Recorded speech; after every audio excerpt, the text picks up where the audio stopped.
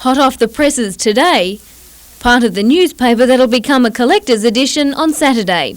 The Newcastle Herald, as you know it, will become history when the paper converts to tabloid on Monday. It's following a worldwide trend that's replacing tradition with convenience. Many broadsheet newspapers have changed to tabloid and have found great success out of the change. So I guess we were very confident that other sites have done it successfully. And we believe that the Hunter Valley is a working class area, and quite clearly a tabloid newspaper is very attractive to them. Readers overwhelmingly told the Herald in a recent survey that they wanted a smaller, easier to read paper. So goes the evolution of a regional daily, from its origins as the Newcastle Chronicle back in 1858 to the New Look Herald 140 years later. But while the paper is going tabloid, Brian Evans says its journalism won't. That won't change whatsoever. But what we do have the opportunity with the tabloid is to do it a bit differently, is to add a lot more features to the paper than what we did before. Simone Cobb, NBN News.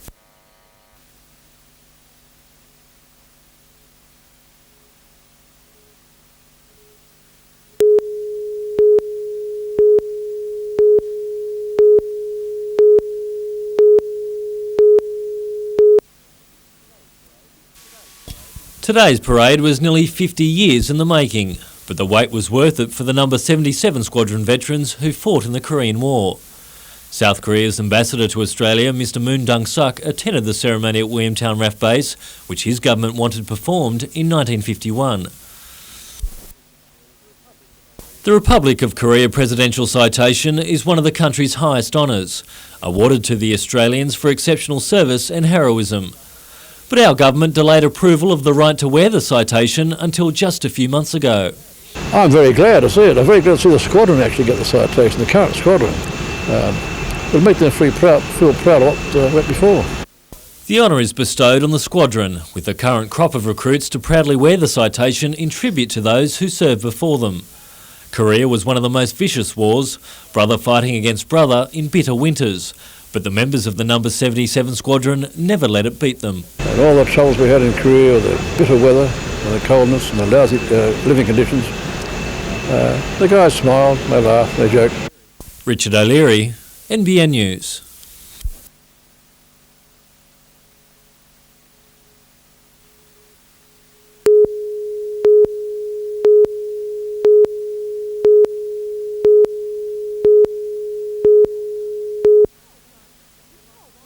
With coal prices hitting rock bottom and mines cutting back jobs as a result, the CFMEU wants heads to roll. It's got Federal Resources Minister Warwick Pera in its sights. The union has slammed him for allowing Macquarie Coal to export to Taiwan at $15 US a tonne, less than half the bench price. This settlement now could essentially be the death of this industry.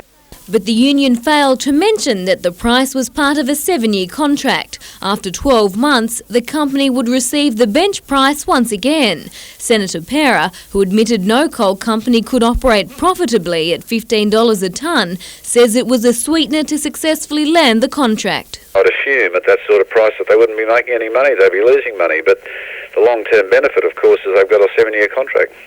Scoffing at the suggestion he should resign, the minister said such contracts add security to a struggling industry. Simone Cobb, NBN News.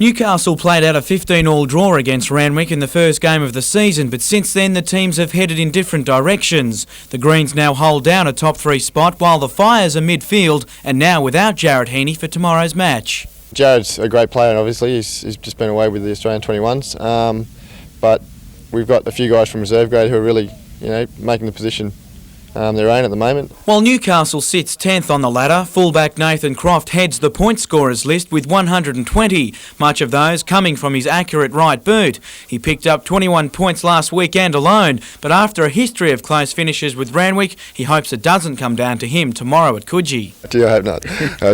I'd really rather it not come down to me at all.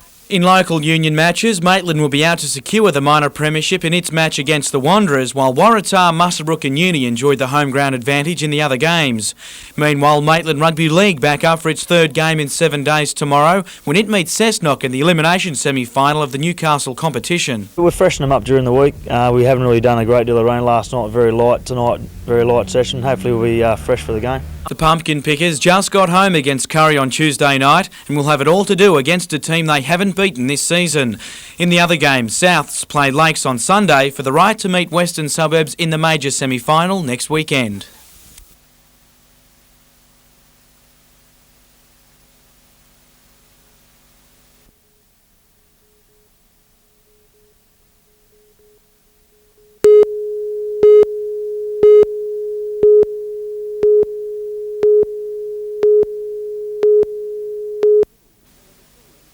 From its early beginnings in Adamstown, the company now has a new home. This $3 million facility for Our Town building products is part of the company's plans for the future, in part made possible by the Hunter Advantage Fund. We're serious about adding to the stock of jobs in Newcastle and the Newcastle region to compensate for the BHP decision. And at the centre of the company's future plans, wood, or lack of it. It will use the building as a base of operations from which it will market Everwood, a synthetic wood product made through a multitude of resins and polymers, among others. With a number of environmental advantages on its side, the company hopes it will be an export earner. We developed it here in homegrown Newcastle product, and let's hope we can take it to the world market, and we're very excited about what the future holds for us.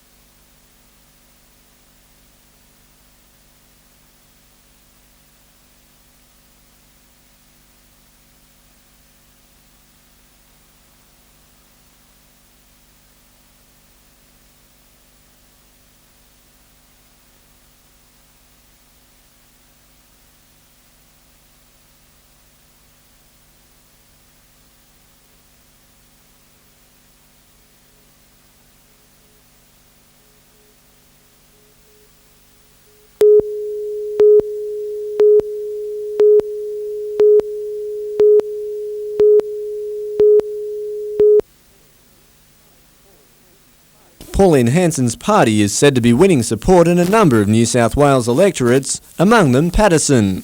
In the Hunter seat, it's reportedly around 15%. I'd say that it really understates the level of support that we do have in Patterson. I've been on the phone virtually since Wednesday night without a break, receiving supporting calls. It's something not lost on the federal member, Bob Baldwin. Obviously, there's disenchantment with the major parties, and that's both Liberal and Labor parties, and at the end of the day it will come down to how much work you're prepared to put in to earn back that vote. In the marginal seat, One Nation's preferences could well decide the election result, but it's yesterday's youth protest which has Bob Baldwin talking preferences. After yesterday's display by the Communist Party through the resistance organisation, using school children as frontline warriors, I will be speaking to my own party members and indeed the Prime Minister this week to make sure, with the rise in communism as we've seen yesterday, that it is put last.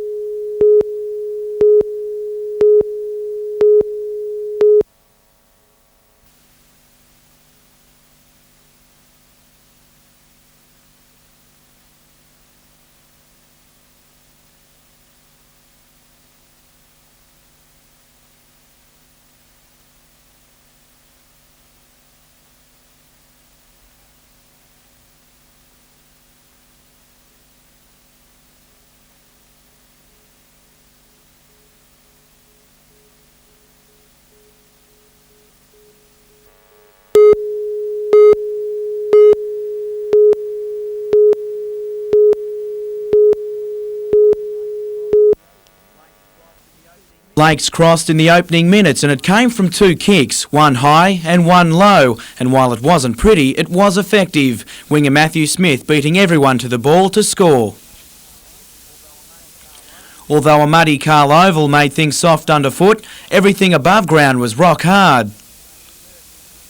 Ian Burke missed a chance to add 2 extra points for Lakes, but Crop Kyle Emerton was right on target a few minutes later with a pass that found lock Brett Botham in support, and Lakes had their second try. With this shot in front, Burke added the extras to make it 10-0. But shortly before half-time, South's half-back Darren Forward had 2 dashes for the line. The second got the points as he reached over for his team's first. Hannon Lowe raised the touchies flags for the extra 2 points. But half-time couldn't come quick enough for the home side. One last Lions attack before the break got them on level terms as reserve Dave McKell crossed. And again, Lowe had few problems as Souths took a 12-10 lead. A new half and new jumpers, but no more points for Lakes. A forward pass cost them a certain try. Souths going on to win 17-10. They'll now meet Wests in the major semi-final, while Lakes and Maitland do battle in the elimination semi on Saturday.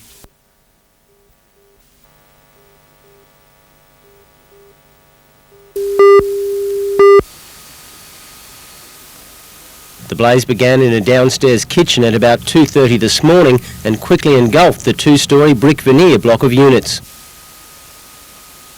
As firefighters worked furiously to bring the flames under control, a 14-year-old girl was pulled from the inferno. Frantic efforts were made to resuscitate her, but she later died at the Byron Bay Hospital. The bodies of 2 16-year-old girls and a 19-year-old man were found inside. Especially on the ground floor unit, with the heavy smoke logging, it would have made it extremely difficult, once a person is overcome by smoke, to actually get out of the building. But neighbours and a passerby were able to rescue 2 elderly ladies trapped on the top floor. One jumped out the window and got caught by 2 guys. The other old lady, we got out with a ladder. This guy got her out. She fell with him onto me, but she's all right too. Yes, I never thought about anything else, just jumping, getting out. Just luck. God was good to me. Police were quick to praise the courageous rescuers. I guess it gives you a bit of belief back in people and the people that are willing to assist and to help, and with some degree of concern for their own safety, they've ignored that and gone ahead and done the job. It's believed 2 of the girls were from Byron Bay and the other from Nimbin, although their names won't be released until tomorrow. The matter has now been turned over to the coroner. Bruce Mackenzie, NBN News.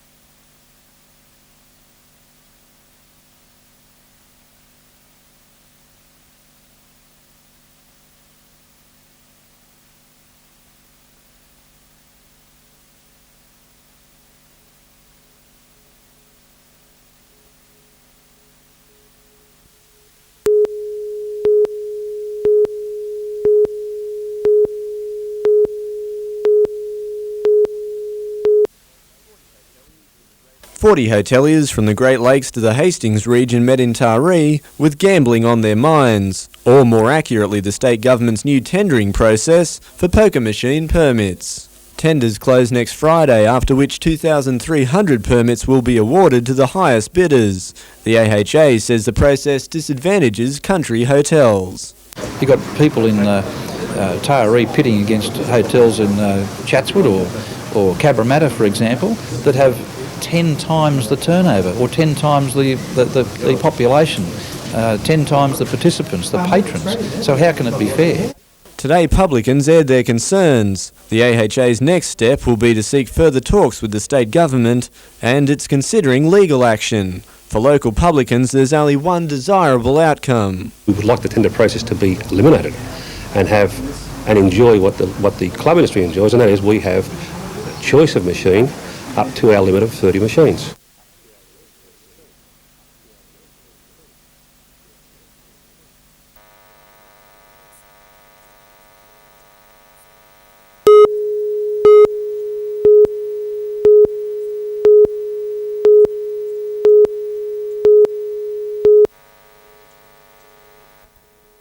After two major peaks in the last 7 days, there were ominous signs above the Hunter River at Maitland could peak a third time.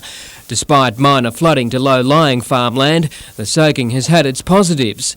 It's been the first major test of the Hunter's new flood control system. If the scheme hadn't been in place, most of Phoenix Park, parts of Millers Forest, areas around Hinton would have all been underwater by now, and there would have been very extensive damage to crops.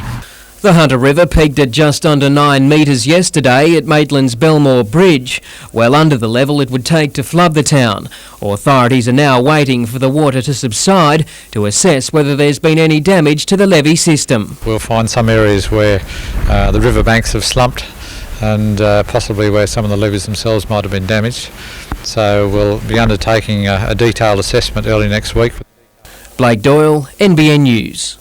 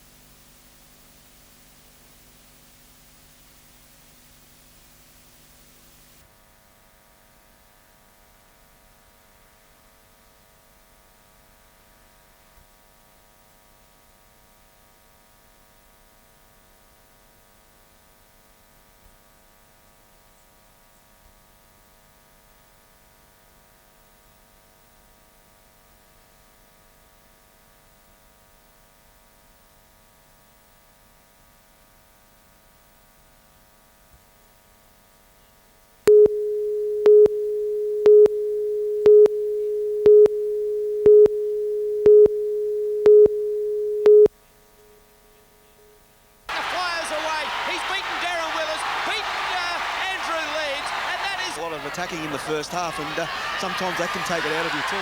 Here's Darren Albert, the winger. He's got one to beat. He's got away from him. He's got 50 metres to go, Darren Albert. I doubt very much whether they'll catch him. They won't. Into the corner, Albert is flying. Oh!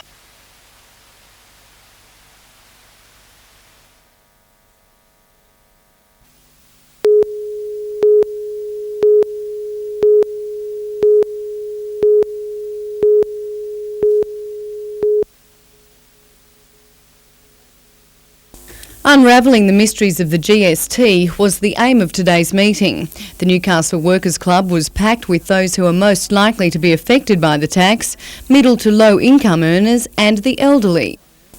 Author and financial advisor Austin Donnelly outlined the pros and cons of the Howard government's proposed tax. Even though the fine print is still under wraps, talk of a 10% slug on goods and services provided a starting point for discussion. But 70% of the population will be worse off whether you're the poorest person in the land or the richest. In a GST, every time you have a glass of water, drinking a glass of milk, slice of bread, meat, fruit, anything at all, you'll pay the same rate of tax as the millionaires and the billionaires. The Labor Party organised event was clearly anti-GST, but Mr Donnelly says he's not one of the party faithful. Instead, he wants the GST vote taken away from the politicians and given to the people. And I suggest in the book it should be the subject of a referendum so that people, whatever their political affiliations, can vote for or against the GST, and if they did, I'm certain that it wouldn't go through. Meantime, on the Central Coast, small business people are voicing their concerns about the introduction of a GST. They've told Labor's candidate for Robertson, Belinda Neal, they believe the GST will be an administrative burden. The extra paperwork load will make a significant difference to me. We trade 6 days a week as it is. It's going to eat into the 1 day off. Many small business people are convinced the GST will rob them of their customers and jeopardise their livelihood. Vanessa Spark, NBN News.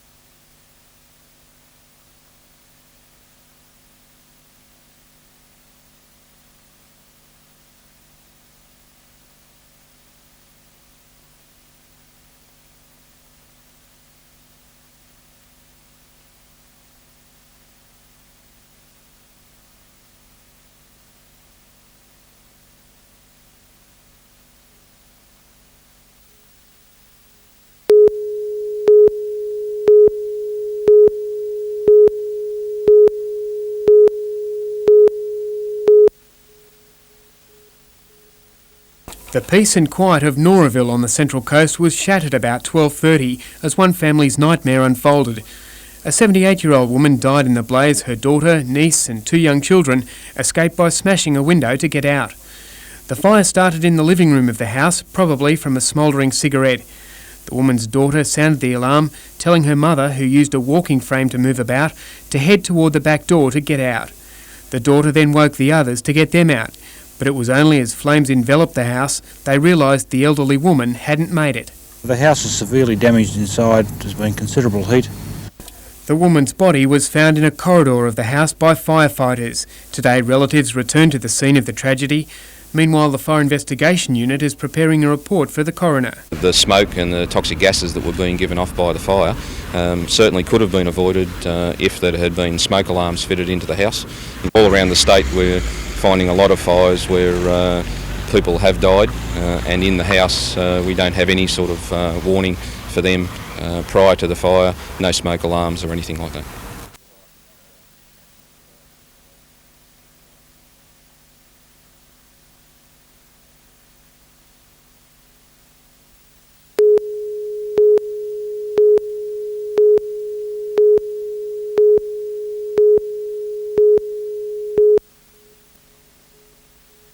"30,000 Australian soldiers were taken prisoner on the European and Pacific battlefronts of World War II. More than 20,000 were prisoners of the Japanese. 8,000 died of the hardships and cruelty meted out to them. The survivors won't let the sacrifice of their mates be forgotten in this lifetime or for future generations if they can help it.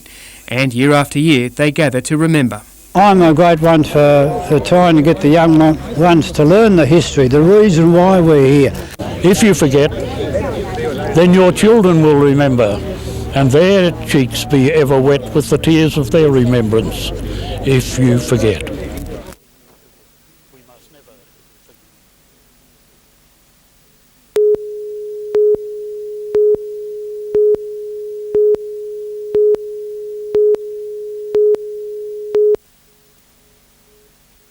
The Four Nations tour by 14 Hunter businesses was partly to shore up previous contracts and orders, but also to test new markets. Taiwan is seen as a new target. It's making do with old transport and machinery in the economic slump, but requiring more parts from Australian companies. Food and wine are also in demand. We underestimate ourselves. We've been clever for years and we've been doing a lot of things very, very well. We haven't been telling the rest of the world about it, and that's what these missions are about. But areas of concern lie with bids by close Asian neighbours to establish steelmaking plants, fed by Australian raw materials. We could lose it simply by the fact that we're willing to sell our resources, and they're going to have a steelworks in a country that really is quite unstable, and I just really can't understand the rationale behind it.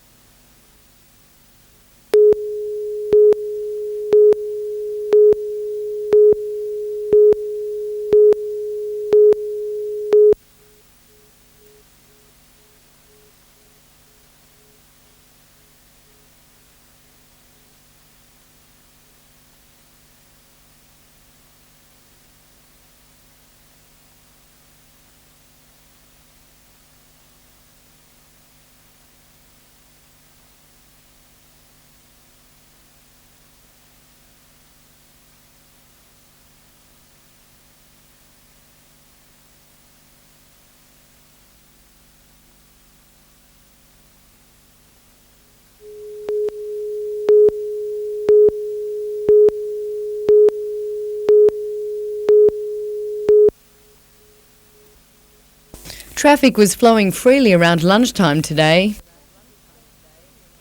But during peak hour, it's a slow crawl past the John Hunter Hospital. Pressure from local councils has sparked an RTA study. It's designed to create a smoother flow of traffic along the busy main roads linking Windale to Sandgate. Traffic flow in the morning and afternoon peaks is held up badly at a number of points and doesn't flow as smoothly as it should. And so, you know, the John Hunter Hospital, for instance, as it's grown, has made a big difference to the flow along the road. Other hotspots include the Grandview Road intersection, corner of McCaffrey Drive and Lookout Road, and the intersections at Grandview Road and Cardiff Road. The study will also look at the effects of the West Charlestown bypass, which is expected to place extra demands on adjoining roads. RTA will get out and count the traffic, will examine the options, both on this road and the roads feeding into it, and they'll make some recommendations, and those recommendations will go out to the community for comment by about the end of the year. The community can put its views forward within the next few months. Vanessa Spark, NBN News.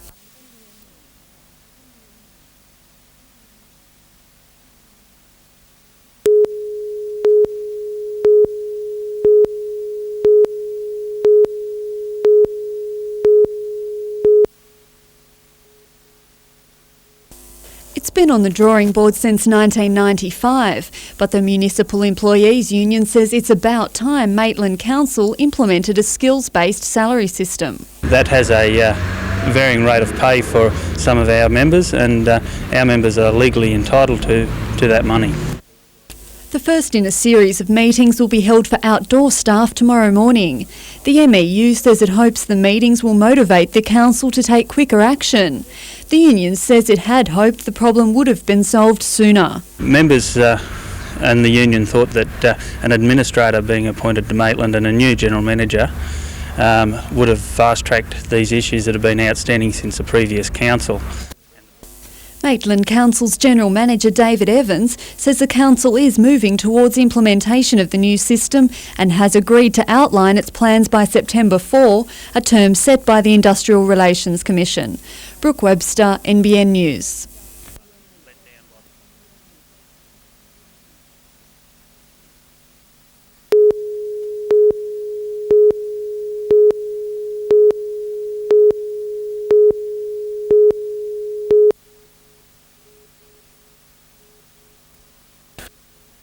Rain has delayed the construction of the $1 million Cameron Park circuit, but club officials did enough to convince a national selection committee that it's the place for the 2001 championships.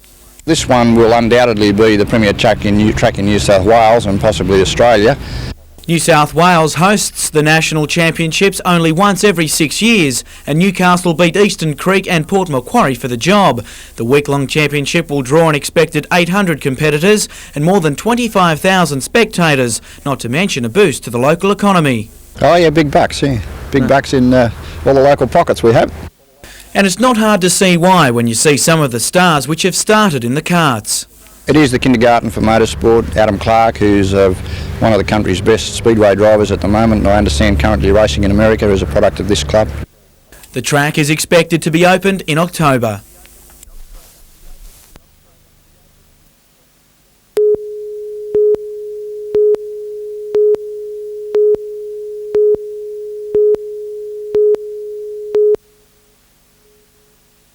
He's the man who could do it. They get around the haze. There's a hand in his face, and there's a ball in the basket.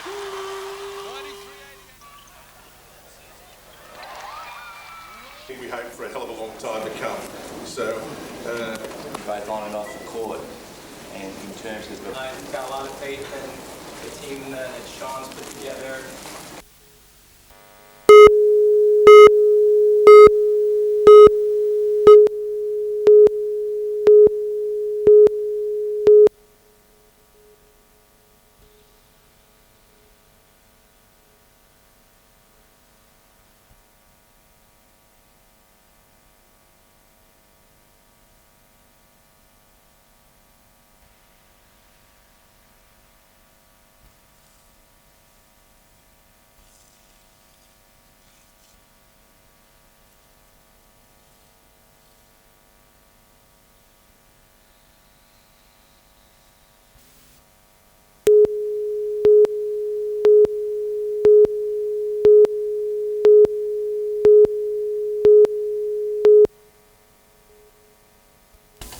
"21-year-old Dan Stafer is a Qantas apprentice by trade, but it's on the track he really flies.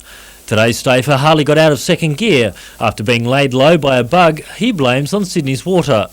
But he'll feel better come Sunday if he can win both races at Brisbane's Lakeside Circuit, which will guarantee him the Australian 250cc title.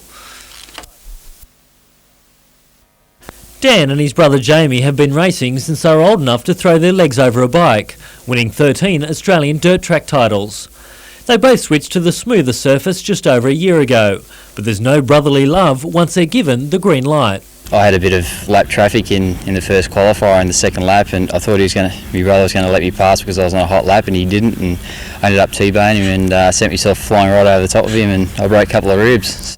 Dan has bounced back to lead the championship, but this title is just one leg of an ambitious race that goes all the way to the top of the sport. I suppose everyone wants to be the next Mick Doohan, but I'd like to eventually get to 250 World Championship in the Grand Prix overseas, and then a few years there, and then possibly 500 Grand Prix or World Superbikes, whichever sort of opportunity arises first.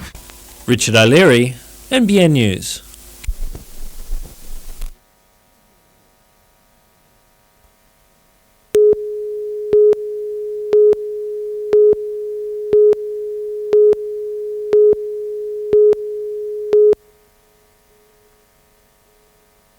Last night's catch-up game was the final throw of the dice for South Cardiff to keep its slim finals chances alive. Reigning premiers Highfields Azzurri had no chance of reaching the finals, but they did ensure South Cardiff would miss out, scoring 2-1. The original game was washed out earlier this year, and there'll be 3 more postponed games played tonight. Broadmeadow play Edgeworth at Adamstown, Hamilton Olympic take on East Maitland, and Western meets Wallsend at Breakers Stadium. While soccer nears the end of the season, the Hunters Premier Softball Club, the Castle Lakers, has just launched its campaign. 2 men's and women's teams will contest the state competition, with the women's first team looking to emulate last year's title win by the seconds. That cause will be helped by the inclusion of Australian representative Natalie Ward, who's just returned with silver from the World Championships. Richard O'Leary, NBN News.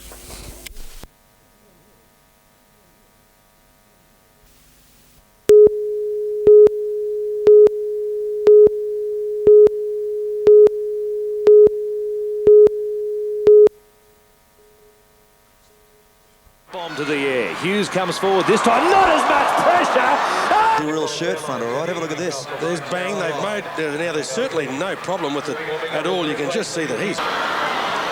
Billy Peden. It comes to Rudder, who wasn't expecting it. Now a long floating pass taken by Andrew Johns and rodeoed into the ground by Will Robinson. Matthew Johns, short pass for Sean Rudder. Pops out.